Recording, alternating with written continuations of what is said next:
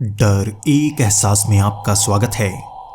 इस चैनल पर आपको सुनने को मिलती हैं डरावनी और सच्ची भूतिया कहानियाँ। अगर आपको ऐसी ही वीडियोस देखना पसंद है तो हमारे इस चैनल को सब्सक्राइब करना ना भूलें। तो अब बढ़ते हैं आज की कहानी की ओर।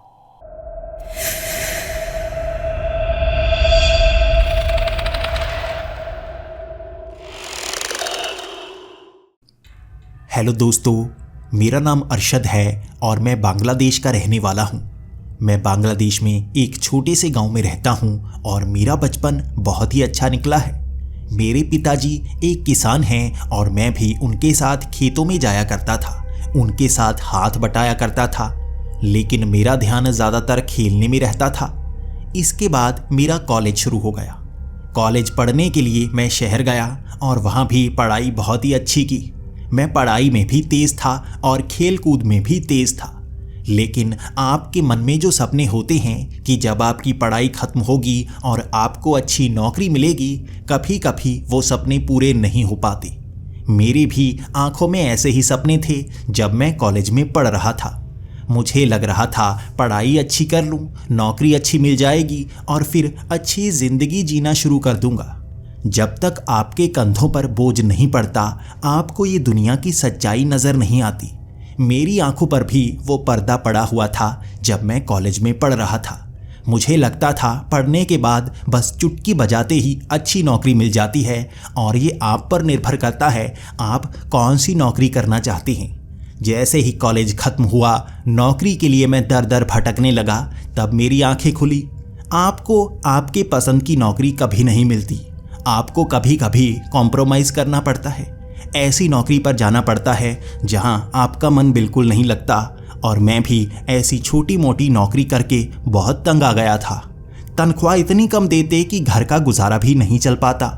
मेरे पिताजी तो बार बार कहते, छोड़ा वो नौकरी, आजा घर आजा, हम खेतों में काम करेंगे और फिर यहाँ वैसी ही ज़िंदगी जिएंगे जैसी तू बचपन में जिया करता था।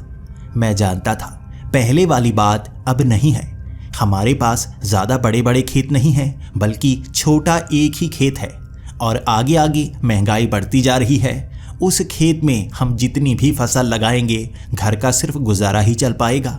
कोई खास ज़रूरत पूरी नहीं हो पाएगी। और मैं तो आगे बढ़ना चाहता हूँ, अपनी इच्छाएं पूरा करना चाहता हूँ। नौकरी के लिए मैं दर दर भटकता रहा और पसंद की नौकरी नहीं मिल पा रही थी। तनख्वाह कम, हर जगह तनख्वाह कम। लेकिन आंखों का वो सपना पूरा होता हुआ दिखा जब मुझे एक नौकरी के लिए कॉल आया। मेरे दोस्त ने बताया था उसने एक नई बन रही फैक्ट्री में मेरे लिए बात की है। उसे वहाँ पर नौकरी मिल चुकी है। अगर मैं भी वहाँ पर आ जाऊँ तो मुझे भी नौकरी मिल ही जाएगी।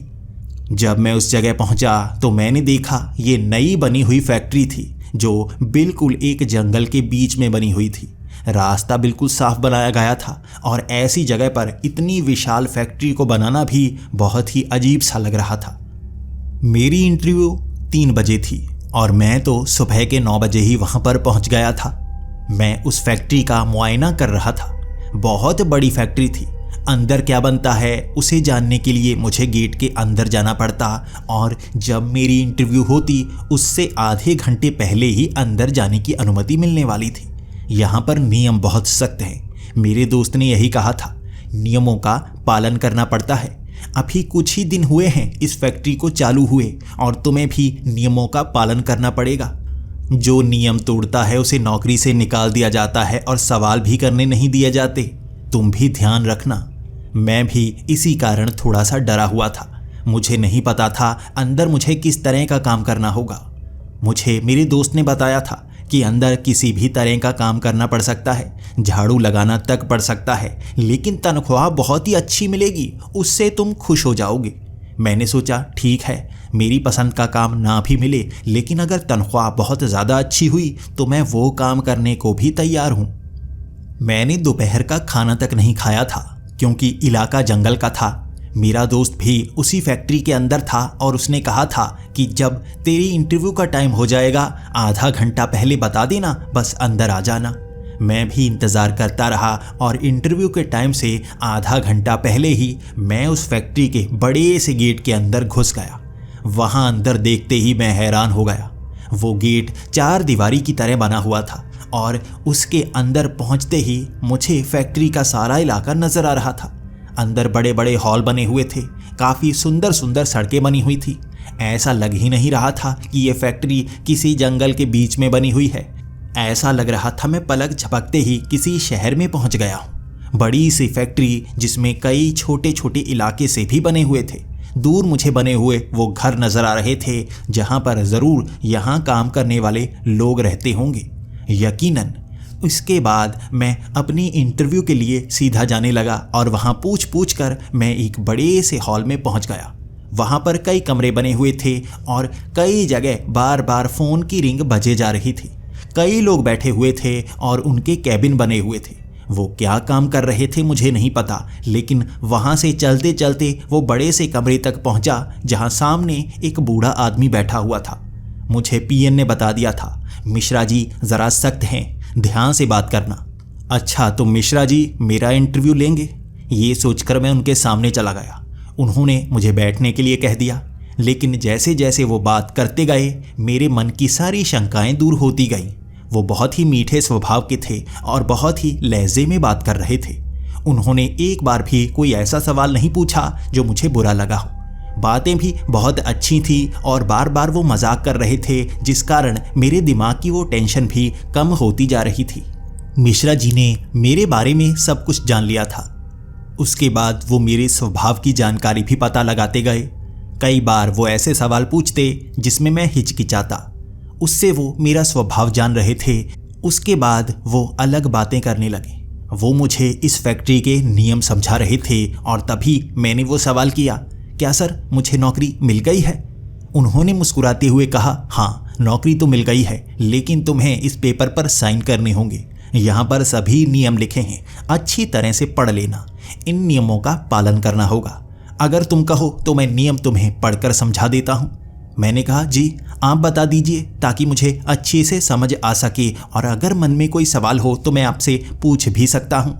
वो भी मुस्कुरा दिए और उन्होंने कहा, यहाँ कुछ नियम हैं वो तुम्हें मानने होंगे। सबसे पहला नियम तो ये है कि सुबह तुम्हें 9 बजे काम पर पहुँचना है और शाम को 6 बजे छुट्टी होगी। ना तो 9 बजे से पहले तुम आ सकते हो, ना 9 बजे के बाद तुम आ सकते हो, ना 6 बजे से पहले जा सकते हो, ना 6 बजे के बाद जा सकते हो। समय पर आना है, समय पर ही जाना है। हर कोई यहाँ नियम का पालन करता है। जो गलती करता है सज़ा नहीं मिलती, सीधा निकाल दिया जाता है और बाहर कोई और काम करो, फिर कोई नहीं पूछेगा। ये नियम सख्त था। मैं एकदम से चुप हो गया था। इसके बाद अगला नियम था, खाना फैक्ट्री के अंदर यहीं बनाया जाएगा और वहीं तुम्हें खाना होगा। खाना जितना ज़्यादा भी खा सकते हो, कोई प्रॉब्लम नहीं है, लेकिन बाहर से कुछ नहीं लाना है। यहाँ बीमारियों का डर हर किसी को रहता है, इसलिए बाहर का खाना यहाँ अलाउड नहीं है और यहाँ का खाना तो फ्री में मिलेगा। इसके बाद अगला नियम था, फैक्ट्री में जहाँ पर काम दिया जाए वहीं पर काम करना है। फालतू में इधर उधर घूमना नहीं है। ये घूमने के लिए कोई पार्क नहीं है। फैक्ट्री में काम चलता है, कई जगह पर ऐसा काम चलता है जो दूसरों को पता नहीं होना चाहिए, इसलिए तुम कहीं और नहीं जा सकते। क्योंकि तुम पढ़े लिखे हो इसलिए तुम्हें कारपेंटर का काम मिल रहा है। तुम उनके सुपरवाइज़र बनोगे। तुम्हें बस देखना है हर फर्नीचर का सामान बिल्कुल सही आकार का हो, उसमें कोई गलती ना हो। अगर गलती होती है तो तुम्हें सज़ा दी जाएगी। और ध्यान रखना, यहाँ पर सज़ा बहुत सख्त दी जाती है। जितना नुकसान होगा तुम्हें उसकी भरपाई करनी होगी। तुम उसकी भरपाई जो गलती कर रहा है उससे भी करवा सकते हो। ये तुम्हारा काम है क्योंकि सुपरवाइज तुम करोगे। ये वो मुख्य नियम थे जो मुझे मानने थे। इसके बाद के नियम तो छुटमुट थे, यानी कि ज़्यादा गलतियां नहीं करना है, किसी को मारना नहीं है, झगड़ा नहीं करना है, नुकसान नहीं करना है। जो पहले के नियम थे वो थोड़े अजीब से थे, लेकिन मानने तो थे ही। उसके बाद मिश्रा जी ने मुझे तनख्वाह के बारे में बताया। मैं उस तनख्वाह से बहुत ज़्यादा खुश था, लेकिन मैंने कहा यहाँ रहना कहाँ होगा? वो अंदर के जो कमरे बने हैं वहाँ पर रहना होगा। तो मिश्रा जी ने कहा, नहीं नहीं, ये क्वार्टर हैं, यहाँ पर तुम नहीं रहोगे, नाइट शिफ्ट वाले रहेंगे। डे शिफ्ट वालों के लिए इस गेट से बाहर बहुत सारे क्वार्टर बने हुए हैं, वहाँ पर तुम रह सकते हो। वहाँ बड़े बड़े कमरे होंगे, हर किसी को अपना अलग कमरा दिया जाएगा, सुख सुविधाएं सब मिलेंगी और फैक्ट्री में आकर बस काम करना है। यहाँ पर बहुत मज़ा आने वाला है और धीरे धीरे इस फैक्ट्री को और बड़ा बना देंगे, पूरा शहर बसा देंगे। यहाँ से बाहर जाने का मन किसी का करेगा ही नहीं। मिश्रा जी की बातें सुनकर बहुत अच्छा लग रहा था। इस इलाके में बड़ा सा शहर बन जाए और वो भी ऐसा जैसा फैक्ट्री के अंदर है तो मज़ा ही आ जाएगा। सच में ये तो किसी विदेश का शहर लग रहा था। हमारे यहाँ इतने साफ सुथरे शहर नहीं होते जितने ये फैक्ट्री के अंदर की वो सड़कें बनाई हुई थी। पूरे शहर जैसा। डेकोरेशन भी बहुत अच्छी की हुई थी। क्योंकि ये नई फैक्ट्री थी, शायद उद्घाटन के कारण ऐसा किया होगा। मुझे कल से ही ज्वाइन करना था। आज मेरी इंटरव्यू हो गई और लगभग शाम के 4:30 बजे तक इंटरव्यू चलती रही थी और इससे मैं बहुत ज़्यादा खुश था। उसके बाद मैं फैक्ट्री के बाहर आ गया। मुझे मिश्रा जी ने कुछ पेपर्स दिए थे, कुछ कार्ड्स दिए थे।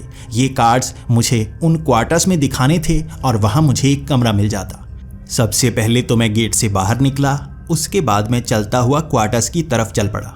वहाँ एक साफ सुथरी सड़क बनाई गई थी जो जंगल के और अंदर की तरफ जाती थी। वो फैक्ट्री से थोड़ी दूर थी। मुझे लगा टूटे फूटे घर होंगे, लेकिन जब मैं वहाँ पर पहुँचा तो वहाँ पर अच्छे अच्छे बहुत सुंदर घर बने हुए थे।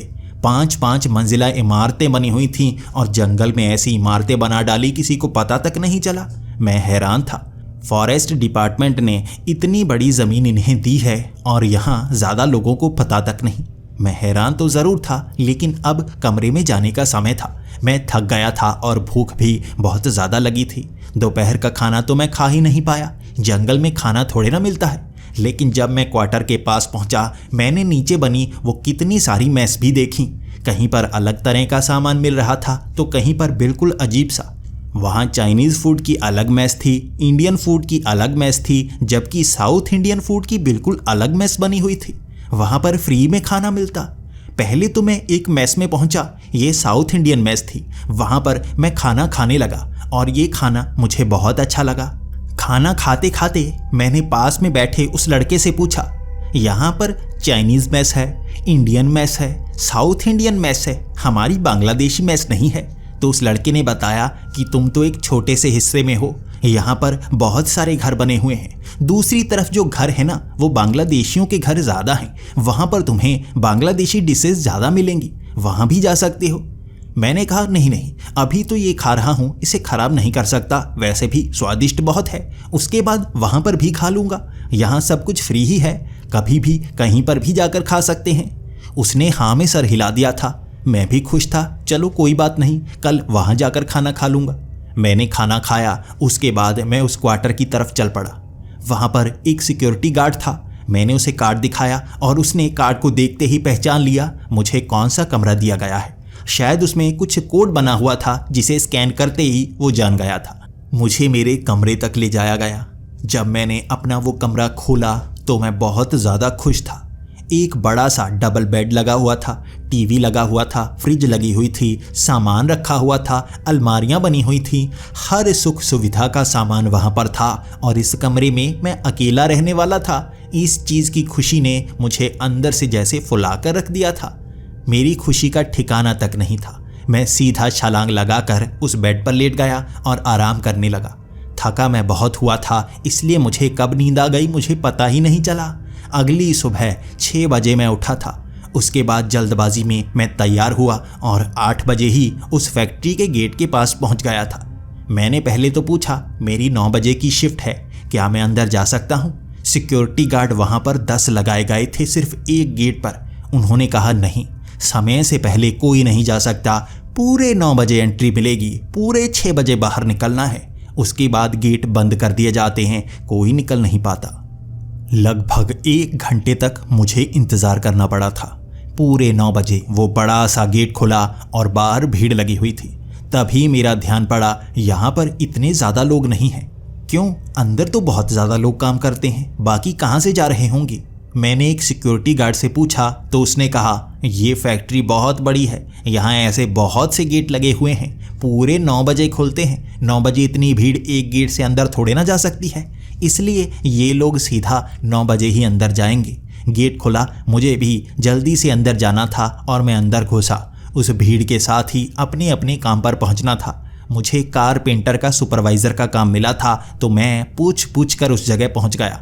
बड़े से हॉल में बहुत सारी लकड़ी रखी हुई थी। वहाँ पर कई लोग थे। वो जानते नहीं थे मैं उनका सुपरवाइज़र हूँ। वो पहले तो मुझसे मजाक करते रहे, उसके बाद काम पर लग गए। जब मैं उनसे सख्ती से बात करने लगा तो वो समझ गए मैं सुपरवाइज़र हूँ, मैं देखूँगा काम सही हुआ है या नहीं हुआ है। मुझे एक कुर्सी मिली थी और इसी के साथ कुछ रजिस्टर मिले थे जिसमें नोट करना था। ये मेरे पूरे दिन का काम था। काम ज़्यादा मेहनत वाला नहीं था, क्योंकि वो लकड़ी को काटते और फर्नीचर बनाते, मुझे तो बस देखना ही था। मैं पूरा दिन यही करता रहा। मैं पूरे फर्नीचर को बिल्कुल सही तरह से नोट कर पाया और वो लड़के भी बहुत तेज़ी से काम कर रहे थे। उन्हें भी तनख्वाह बहुत ज़्यादा मिल रही थी। इसके बाद 6 बजे के करीब का समय हो रहा था, जाने का समय था। उसके बाद 5:30 बजे सबको इकट्ठा होना था और 6 बजे गेट के पास पहुंचकर वहां से बाहर निकलना था। यही हमारा काम था, हम देर नहीं कर सकते। खास तौर पर बताया गया था 6 बजे बाहर निकल लेना है। इसलिए लगभग 5:30 के करीब हम गेट की तरफ चलने लगे थे। क्योंकि अब मैं उनका सुपरवाइज़र नहीं रहा था, काम के वक्त ही सुपरवाइज़र होता, वरना उनका दोस्त ही बनना पड़ता। यही तो मेरा स्वभाव था। अब उनसे बातें करते करते हम उस गेट की तरफ बढ़ रहे थे। रास्ता थोड़ा लंबा था। मैं उनसे बातें कर रहा था, यहाँ नाइट शिफ्ट के किसी बंदे को जानते हो? उन्होंने कहा नहीं। उन्होंने भी ढूंढने की कोशिश की। नाइट शिफ्ट का बंदा उनके साथ बाहर वाले क्वार्टर्स में नहीं रहता, ये अंदर वाले घरों में रहते हैं। मैंने कहा बड़े सुंदर घर लग रहे हैं। यहाँ अंदर वाले घरों में जो नाइट शिफ्ट वाले रहते होंगे उनके तो नज़ारे होते होंगे। रात को काम करो, और वो कौन सा काम करते हैं? क्या ये वाला काम भी वो करते हैं? तो एक आदमी ने कहा पता नहीं, अब तक कुछ दिन हुए हैं, हम तो यहाँ कुछ दिनों से काम कर रहे हैं, लेकिन यहाँ हमारी लकड़ी हिली हुई तक नहीं होती। शायद रात के वक्त यहाँ काम नहीं चलता होगा। लेकिन हमने भी ढूंढने की कोशिश की, रात वाला कोई मिला ही नहीं। इसके बाद मैंने पूछा, चलो तुमने क्वार्टर में कई लोगों से बात की होगी, मुझे ये बताओ यहाँ पर और कौन कौन सा काम होता है? तो एक ने बताया कि वो कई लोगों से मिल चुका है। लकड़ी का काम, खाने पीने का सामान बनाने का काम, ब्रेड की फैक्ट्री, ऐसी छोटी छोटी कई सारी फैक्ट्रीज यहाँ पर लगी हुई हैं। अचार की फैक्ट्री भी है जो पूरे देश में अचार की नई सप्लाई शुरू कर रही है। यहाँ इस फैक्ट्री का इलाका पीछे जंगल तक फैला हुआ है।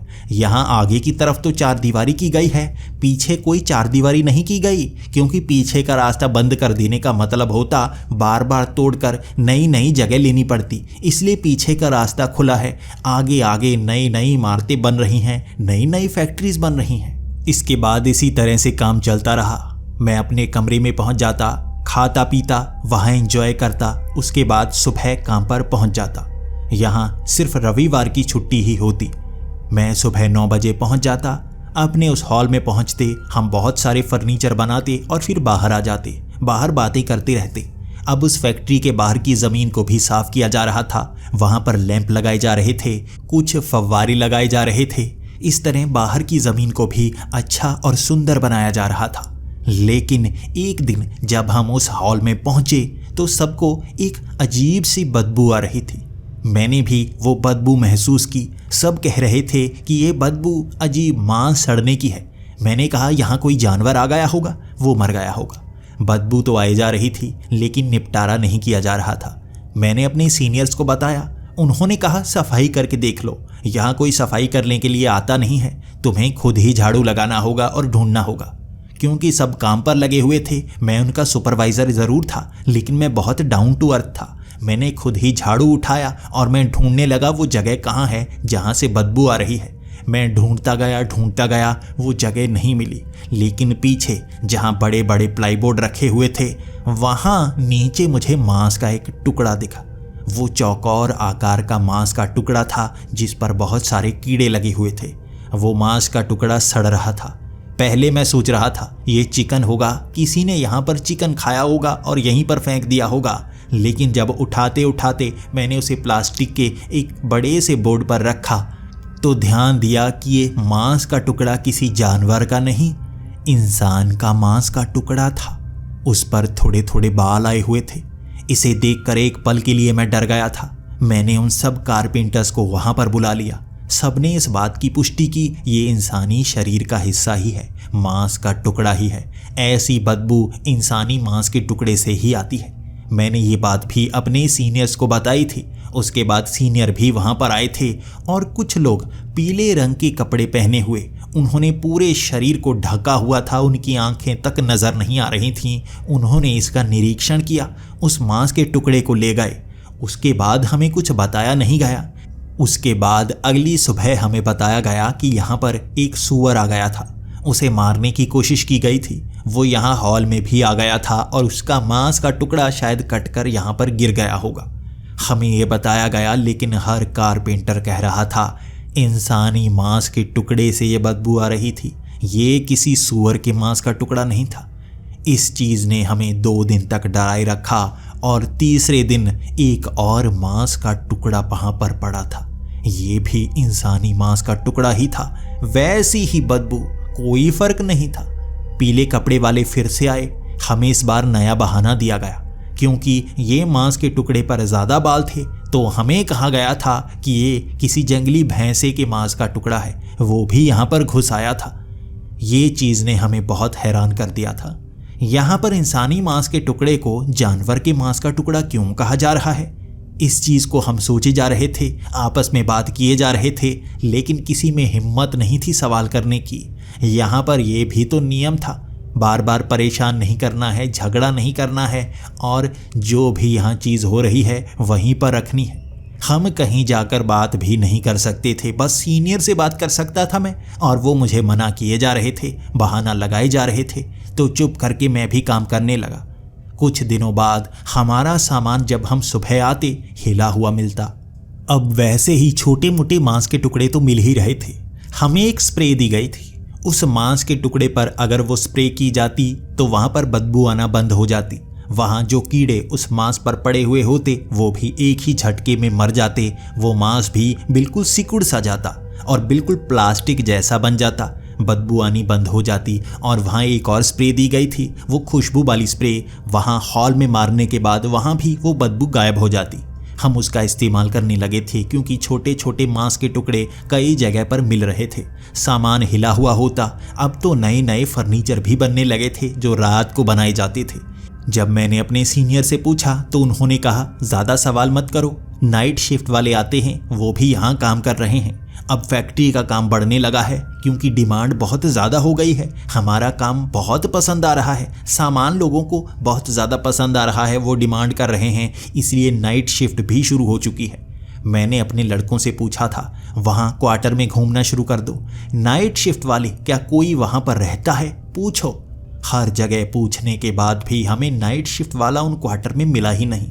वो इस फैक्ट्री के अंदर उन घरों में रहते हैं और वहाँ हम जा नहीं सकते। मैंने एक बार सोच लिया था, छिपते छिपाते उस घर में जाऊंगा ज़रूर। 5:30 बजे हमें उस हॉल से निकलना होता है और 6 बजे गेट के पास पहुंचना होता है।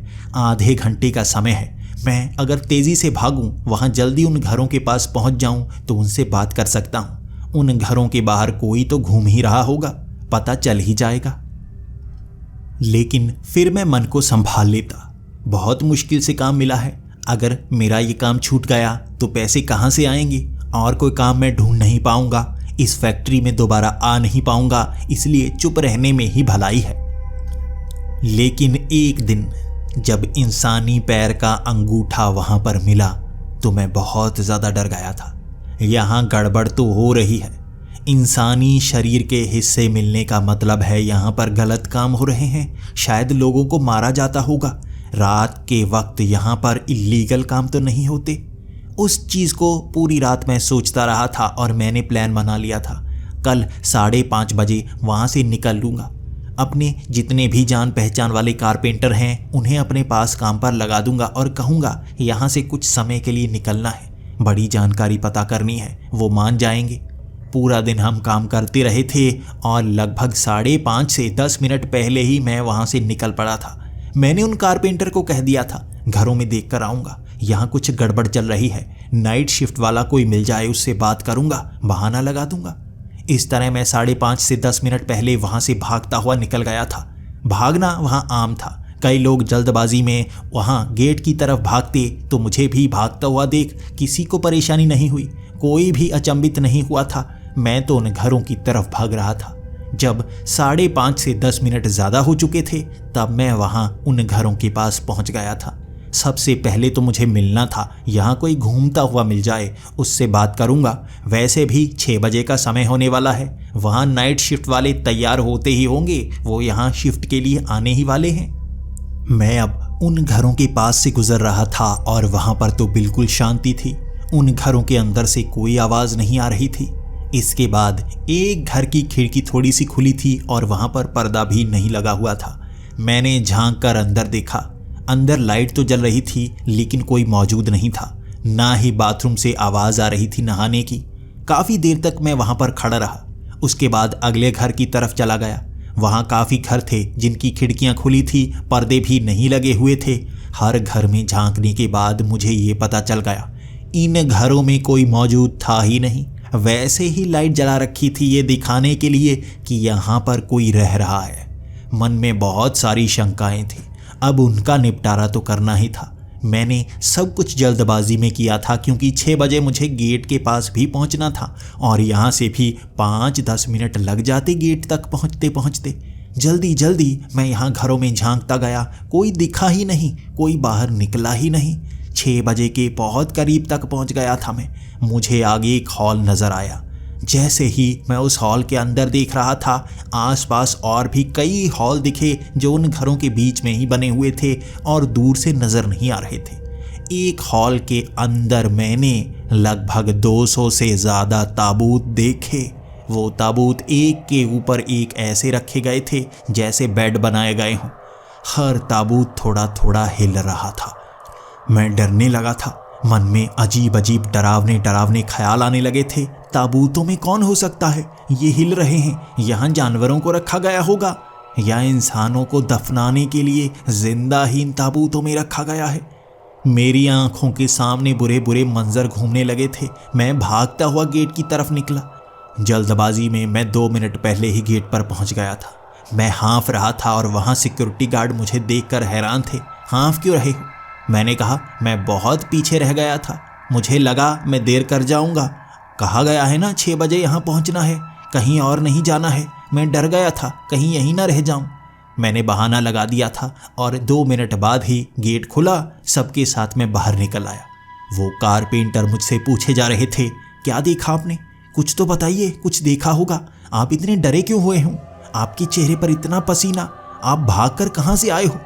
मैं कुछ समय चुप रहा और जैसे ही क्वार्टर आए मैं बड़ी हल्की सी आवाज़ में बोला, उन घरों में कोई नहीं रहता। वो घर ऐसे बनाए गए हैं सिर्फ हमें दिखाने के लिए। वहाँ कोई नहीं था। लेकिन वो बड़े बड़े हॉल जो पीछे थे, वहाँ कोई फैक्ट्री, कोई और काम नहीं हो रहा था। ताबूत पड़े थे वहाँ पर, ताबूत हिल रहे थे। कोई था जैसे लोगों को किडनैप करके वहाँ रखा गया हो। ताबूत एक के ऊपर एक ज़रूर रखे गए थे लेकिन उनमें स्पेस भी था। जैसे हमारे लिए कॉलेज के हॉस्टल में बेड बनाए होते हैं ना, ऊपर उसके ऊपर, उस तरह वहाँ पर ताबूतों को रखा गया था। लेकिन वो हिल रहे थे। मुझे लगा यहाँ लोगों को किडनैप करके रखा जाता होगा। मैं डर कर भाग आया था। वो इस तरह मायूस थे।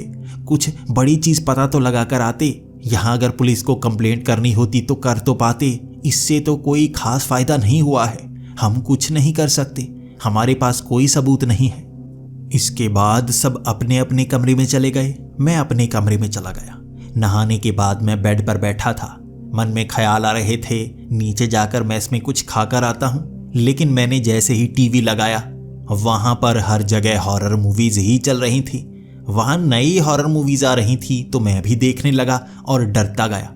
मन में इतना डर पैदा हो गया कि नीचे खाना खाने के लिए जा ही नहीं पाया। डरता डरता वहीं बेड पर लेटा रहा। टीवी बंद कर दिया था मैंने, लेकिन दिमाग में वो बुरे बुरे ख्याल घूमते जा रहे थे। वहाँ ताबूतों में किसको रखा होगा? वो लोगों को किडनैप क्यों किया गया होगा? यहाँ उन्हें मारा क्यों जाता है और टुकड़ों को यहाँ वहाँ फेंक क्यों दिया जाता है? क्या काट काट कर लोगों को मारा जाता है? क्या यहाँ पर जो गलती करते हैं उनको ये सज़ा दी जाती है? मेरी आंखें बार बार खुले जा रही थी। मैं सोने की कोशिश कर रहा था, डर के मारे आंखें खुल रही थी। पूरी रात मैं सो नहीं पाया। दिमाग में ख्याल चलते रहे डरावने डरावने। सुबह के वक्त फिर से काम पर जाना था। ये शनिवार का दिन था। हम वहीं हॉल में काम किए जा रहे थे। कारपेंटर भी आज काम धीमे कर रहे थे। उनके मन में भी बहुत ज़्यादा डर था। ताबूतों की बात जब से मैंने उन्हें बताई थी, उन्होंने कहा उन्हें नींद नहीं आ रही थी। यहाँ जो भी काम हो रहा है उन्हें डर लग रहा है। लेकिन उसके बाद जैसे ही मैंने उनके मन में वो बात डाल दी, क्या यहाँ पर सज़ा ऐसे ही तो नहीं दी जाती? काट काट कर यहीं पर फेंक दिया जाता है और ताबूतों में जिंदा इंसानों को दफना दिया जाता है। ये बात जब से मैंने उन्हें बताई थी, वो काम कर ही नहीं पा रहे थे। उनके हाथ कांप रहे थे। वो तो बार बार घड़ी की तरफ देखे जा रहे थे और कहे जा रहे थे 6 बजे यहाँ से बाहर निकलना है, गलती बिल्कुल नहीं करनी है। ये बात जानने के बाद उन्होंने गलती करने के बारे में सोचा ही नहीं और मुझसे पीछा छुड़ाने लगे। दोबारा उस घर में मत जाना, गलती मत कर देना, सब मारे जाएंगे। अगर सब मारे गए तो इसके गुनाहगार तुम होगे। वो मुझे भी डराए जा रहे थे और शाम तक हमने अपना काम पूरा किया। उसके बाद मैं फिर से उन घरों में जाना चाहता था सच्चाई जानने के लिए। उन्होंने जाने ही नहीं दिया। उन्होंने कहा वो मेरी कंप्लेंट कर देंगे, इसलिए मुझे भी चुपचाप वहीं पर रहना पड़ा। 5:30 बजे मैं उन्हीं के साथ निकला, 6 बजे गेट के पास, और उसके बाद गेट से हम बाहर निकल आए। वो बार बार मुझ पर गुस्सा हो रहे थे और मैं उनसे दूर होकर अपने कमरे की तरफ निकल पड़ा। मन में ख्याल ज़रूर थे, मैं हमेशा से ऐसा काम करना चाहता था। मैं डरता नहीं, लोगों की सच्चाई बाहर लाकर ही रहूँगा। यहाँ जो भी काम हो रहे हैं सच तो मुझे जानना है। कल वैसे भी रविवार का दिन है, यानी कि छुट्टी। आज रात अगर सो भी ना पाया तो कोई परेशानी नहीं है। 9 बजे, रात के 9 बजे निकलूँगा। उस फैक्ट्री के अंदर जाने का कोई और रास्ता तो होगा ही। वहाँ से फैक्ट्री के अंदर चला जाऊँगा। एक बार 4 दीवारी के अंदर पहुँच गया, उसके बाद घरों में पूरी रात छानबीन करता रहूँगा। देखूंगा नाइट शिफ्ट में कौन नजर आता है। अंदर घूमते हुए लोग दिखेंगे ज़रूर। मैंने शाम के 7 बजे वहाँ मेस से खाना खाया। मैंने ढेर सारा खाना खाया क्योंकि पूरी रात जागना था, मुझे भागना था, मुझे जानना था। इसके बाद मैं अपने कमरे में नहीं आया। मेस से चलते चलते मैं आगे निकल गया। कुछ लोगों ने पूछा कहाँ जा रहे हो? मैंने कहा मेरा पेट बहुत ख़राब है, आज सैर के लिए जाना है। इसके बाद मैं आगे निकल गया और उन क्वार्टर से घूमकर मैं फैक्ट्री के आगे वाले गेट के पास आ गया था। एक पेड़ के पीछे से छिपता हुआ मैं ये देखने की कोशिश कर रहा था अंदर जाने का और कौन सा रास्ता है। मैं वहीं से जानना चाहता था। तभी मैंने देखा वहाँ बार बार एम्बुलेंस आई जा रही थी। बहुत सारी एम्बुलेंस आई, 10-12 के करीब। बार बार वो एक कार्ड दिखाते, वहाँ सिक्योरिटी गार्ड उन एम्बुलेंस को अंदर जाने देते। यहाँ जितने भी सिक्योरिटी गार्ड थे वो वाले नहीं थे जो सुबह के वक्त होते हैं, ये बदल गए थे। रात को सिक्योरिटी गार्ड भी और होते हैं, हर कोई अलग सा, उसकी चाल ढाल भी बिल्कुल अलग सी। ऐसा लग रहा था जैसे फेस के एक्सप्रेशन हो ही ना। बार बार चेहरे को छिपाते हुए, अंधेरे में जाते हुए वो कुर्सी पर बैठ जाते और गेट के अंदर चले जाते। इसके बाद मैं देखता गया आखिर एम्बुलेंस में है क्या। मैं रोड के दूसरी तरफ भागकर निकला और एक पेड़ के पास छिप गया। यहाँ से मैं एम्बुलेंस के अंदर देख सकता था। मैं जल्दी से जैसे ही एक एम्बुलेंस आई उसके पास पहुँच गया। जब वो कार्ड दिखाने के लिए आगे गया था, मैं एम्बुलेंस के अंदर झांक कर देख रहा था, अंदर एक लाश पड़ी थी। एक एम्बुलेंस में लाश थी। वो एम्बुलेंस अंदर गई, मैं डरा हुआ था। अगली एम्बुलेंस आई, मैंने झांक कर देखा, उसमें भी लाश थी। वो बिल्कुल नीली फिर चुकी लाश थी। मैं जान गया था एम्बुलेंस में क्या होता है। लाशें फैक्ट्री के अंदर ले जाई जा रही हैं, लेकिन क्यों? इन लाशों के साथ किया क्या जा रहा है? क्या लाशों से ऑर्गन निकाले जा रहे हैं या कोई ऐसा एक्सपेरिमेंट किया जा रहा है जो बहुत ही भयानक हो सकता है? कुछ तो इस फैक्ट्री में हो रहा है, मुझे जानना ही होगा। इल्लीगल काम तो हो रहे हैं, शायद भविष्य में मेरे लिए भी खतरा हो जाए। शायद ये लोगों को मार रहे हों यहाँ काम के बहाने बुलाकर। मुझे सच्चाई जाननी होगी, तभी तो काम छोड़ सकता हूँ, वरना सारी उम्र मन में ये रहेगा क्यों काम छोड़ दिया, गलत तो कुछ नहीं हो रहा था। अब मैं एक एम्बुलेंस के बीच छिप गया था, क्योंकि उन एम्बुलेंस में सिर्फ एक ड्राइवर होता। वो ड्राइवर तो आगे गाड़ी चला रहा होता। जैसे ही एम्बुलेंस अंदर जाएगी मैं छिपते हुए बाहर निकल आऊँगा, किसी को पता नहीं चलेगा। मुझे ये रास्ते पता हैं, अंदर कहाँ छिपा जा सकता है मैं जानता हूँ। एक एम्बुलेंस में छिपकर मैं उस गेट के अंदर पहुँच गया। वो एम्बुलेंस के बाहर झांक कर मैं जान रहा था एम्बुलेंस जा कहाँ पर रही है। वो एम्बुलेंस उन घरों के पास से निकलती हुई, उन बड़े बड़े हॉल के पास से निकलती हुई पीछे की तरफ जा रही थी। कब रुकेगी ये एम्बुलेंस? मैं यहीं उतरना चाहता हूँ, कहीं आगे फंस ही ना जाऊँ। लेकिन एक जगह कई एम्बुलेंस थी, वो आगे की तरफ बढ़ रही थी। वहाँ एक तरफ लोग भीड़ बनाकर खड़े हुए थे, लेकिन वो बड़े अजीब से लोग थे। उनके कटे फटे से कपड़े थे, उनका चेहरा भी सड़ा हुआ दिख रहा था। ऐसा लग ही नहीं रहा था कि वो जिंदा इंसान हो, वो जिंदा लाशें लग रही थीं। लेकिन वो भूतों की तरह लोगों को डराने की कोशिश नहीं कर रहे थे, वहां पर काम कर रहे थे। कुछ कुर्सियों को साफ कर रहे थे तो कुछ घास को काट रहे थे। पीछे कुछ ईंटें ले जा रहे थे, जैसे वर्कर काम पर लगे हुए हों। लेकिन एक लाश, उसके साथ जो हुआ मैं हैरान सा हो गया। एक वैसा ही जिंदा लाश जैसा इंसान, जिसके हाव भाव तक नहीं थे, उसकी पलकें तक नहीं थी, वो ईंटों को कंधे पर उठाकर एक तरफ जा रहा था। तभी उसका कंधा जैसे टूटा, उसका कंधा नीचे की तरफ झुक गया।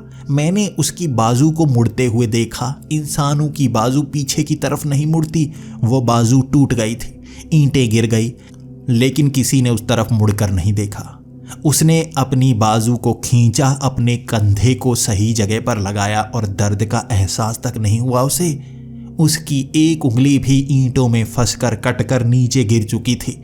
वो नीचे गिरी हुई उंगली मुझे दिख रही थी, जबकि उस उंगली को उसने उठाया तक नहीं, उसे दर्द तक नहीं हुआ। दोबारा ईंटें उठाई, कंधे पर रखी, आगे की तरफ चल पड़ा। मैं वहां जल्दी से उस एम्बुलेंस से निकलना चाहता था।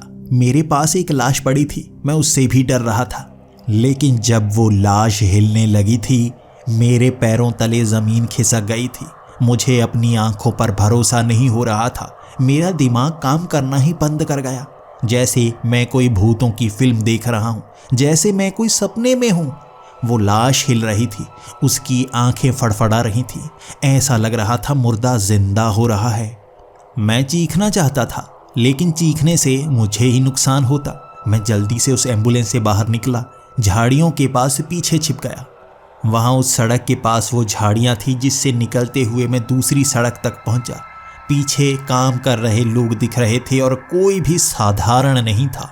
वहां अजीब मरे हुए लाशें जैसे वो काम कर रहे थे। हर किसी की चाल अजीब थी। हम इंसान ऐसे नहीं चलते।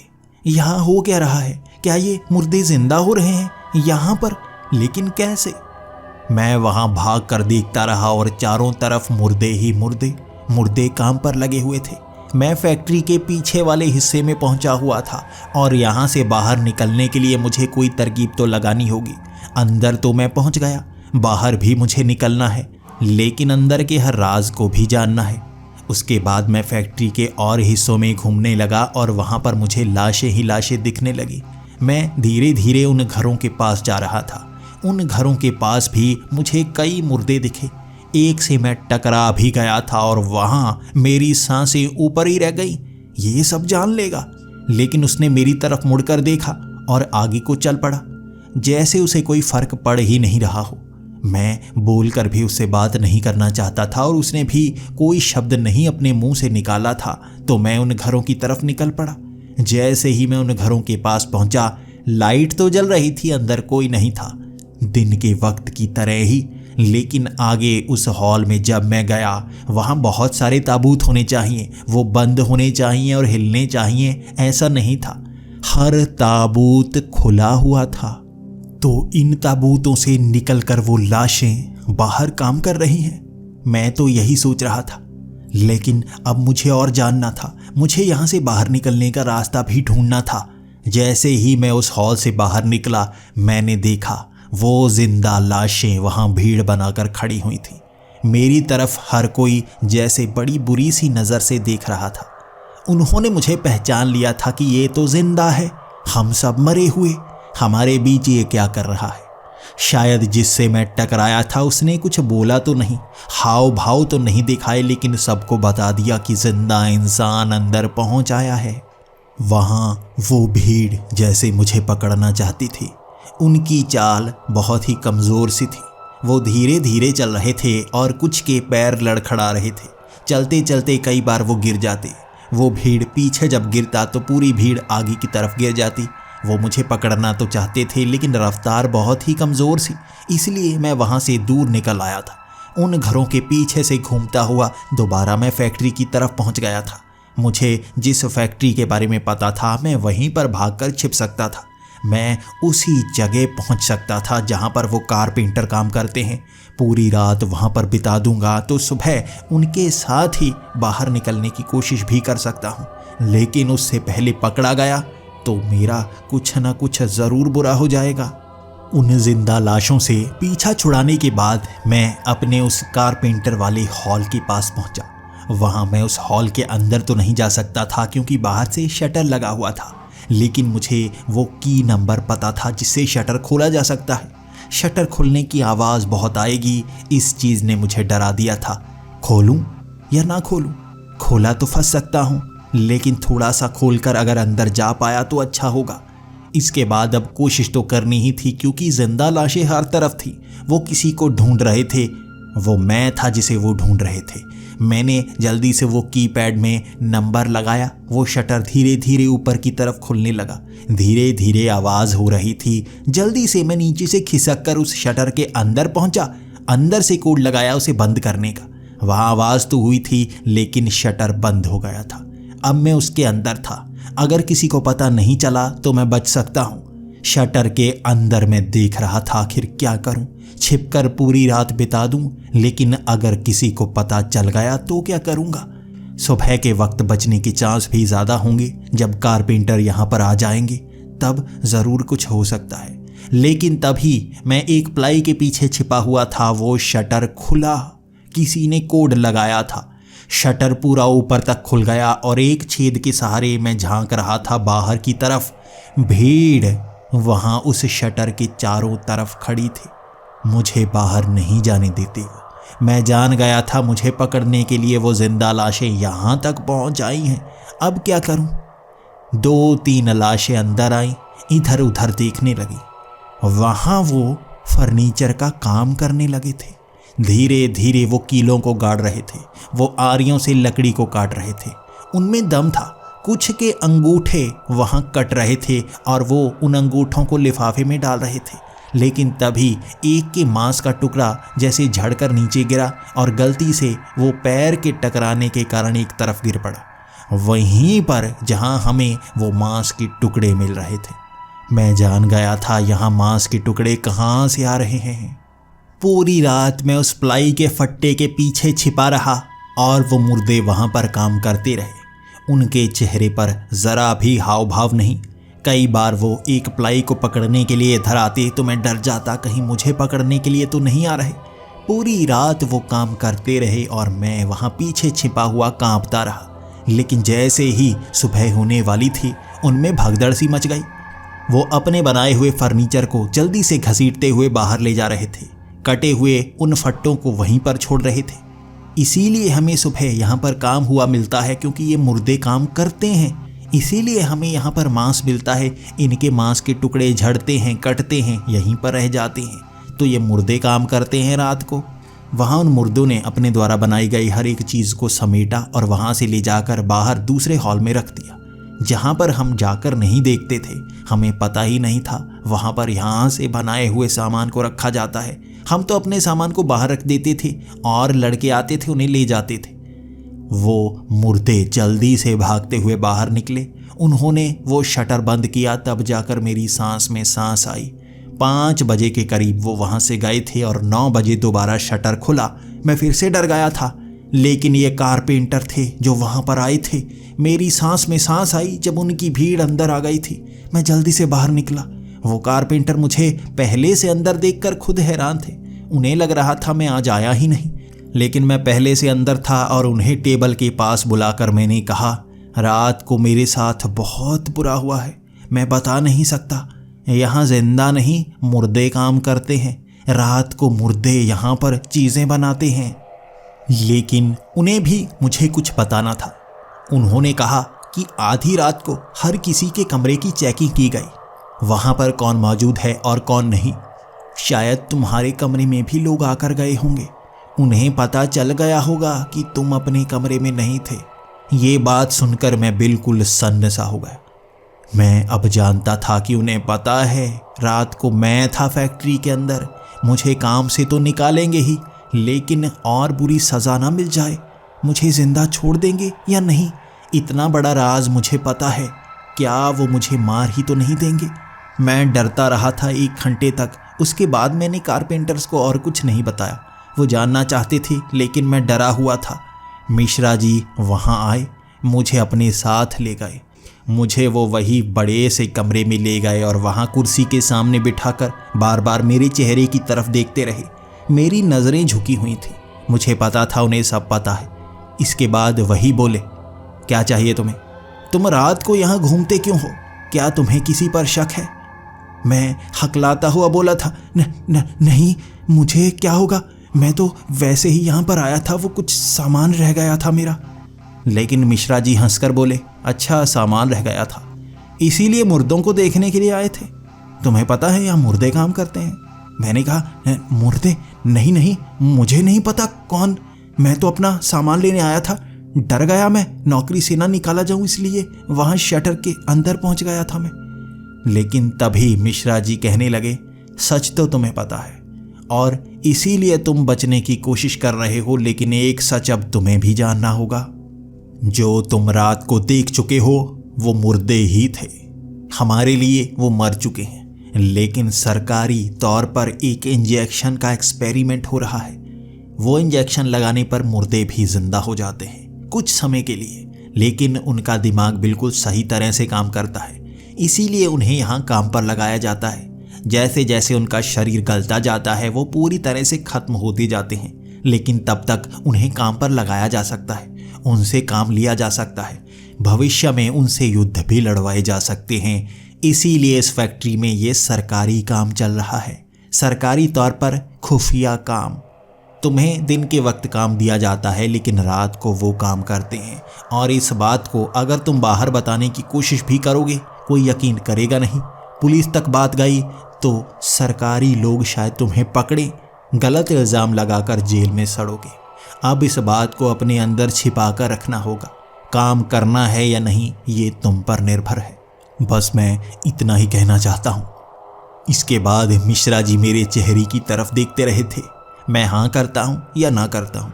मेरे दिमाग में बहुत कुछ चल रहा था, लेकिन कुछ ही समय था मेरे पास। मैंने हाँ में सर हिला दिया कि मैं काम करना चाहता हूँ। मेरे पास और कोई काम नहीं था, मैं कहीं नहीं जा सकता था और इनसे बचना भी था, तो हाँ में हाँ तो मिलानी ही पड़ती। उसके बाद मुझे काम करने के लिए भेज दिया गया। उसी हॉल में उस दिन मैं सुपरविज़न का काम कर रहा था और हर कारपेंटर मुझसे आकर पूछ रहा था, आप बता रहे थे वो लाशों के बारे में? मैंने वो झूठी हंसी दिखाकर कहा, मजाक किया था, मैं पहले ही आ गया था यहाँ, इसलिए मैंने सोचा तुम्हें थोड़ा सा डरा ही दूँ। वो कारपेंटर मेरा चेहरा पढ़ सकते थे, मैं झूठ क्यों बोल रहा हूँ वो नहीं जानते थे, लेकिन मैंने उन्हें सच नहीं बताया। कोई जान नहीं पाया। इस घटना के बाद फैक्ट्री में सिक्योरिटी बढ़ा दी गई। मैं अकेला था जो ये सच जानता था और कम ही लोग थे, मुझे भी नहीं पता कितने। वो भी सच जानते तो होंगे, लेकिन इसे राज ही बनाया जाता है। कभी कभी यहाँ आर्मी के लोग आते हैं, वो क्यों आते हैं, क्या करने आते हैं, मैं नहीं जानता। मुझे बस ये पता है लाशों को यहाँ पर जिंदा किया जा रहा है, उन पर एक्सपेरिमेंट किया जा रहा है। फैक्ट्री तो दुनिया को दिखाने के लिए है, यहाँ कैसे कैसे एक्सपेरिमेंट हो रहे हैं वहाँ तक तो मैं जा नहीं पाया हूँ। पीछे वाला हिस्सा, वहाँ पर क्या क्या होता होगा सोचकर भी मैं डर जाता हूँ। 2 साल तक मैंने उस फैक्ट्री में काम किया था और मेरे वहाँ से हटने के बाद भी वो फैक्ट्री का इलाका बढ़ता गया, लेकिन मैं ये राज आज भी अंदर दबाए हुए हूँ। सरकारें क्या क्या काम करती हैं हम तक वो बात पहुँच तक नहीं पाती। आज भी सोचता हूँ वो मुर्दों को कैसे जिंदा करते होंगे और क्या वो मुर्दे सच में सोच पाते होंगे। इस सवाल का जवाब शायद मुझे कभी नहीं मिल पाएगा। अब मैं खुश हूँ, एक छोटी सी कंपनी में काम कर रहा हूँ, उस फैक्ट्री से छुटकारा पा चुका हूँ, लेकिन कभी कभी मेरे घर में वो आर्मी के लोग आते हैं, कुछ सवाल जवाब करते हैं और चले जाते हैं। शायद वो हमेशा मुझ पर शक करते रहेंगे और ये राज हमेशा मुझे अपने दिल में छिपा कर ही रखना होगा।